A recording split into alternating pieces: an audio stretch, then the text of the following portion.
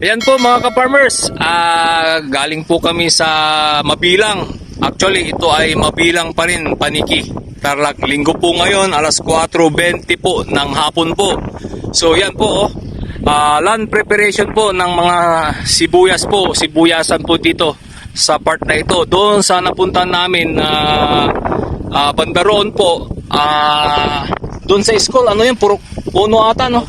Purok Uno. Doon po, puro palayan naman. So, nakausap natin si Sir. Sabi niya, nasa kulang-kulang 2,000 hectares po ang tinatamnan po nila dito. Kaya yan po, ang ating Growers Beat 1,000 plus nakarating na po dito sa Paniki.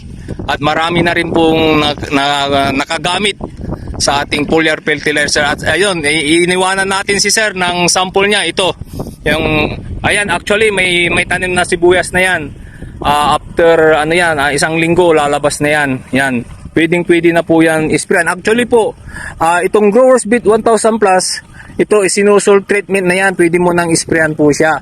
Isusol treatment niya, yung mga bad organism, papatayin niya na po yung mga itlog dyan.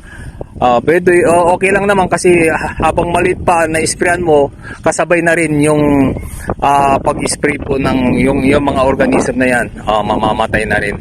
So ayan po, doon sa kabilang barangay po, ano na yun, Mongkada naman, Sapang po. Pagpamiting na rin po natin tayo doon at nais din natin silang masakop po yan lahat at susubaybayan namin yung lugar na ito, tutulungan namin sila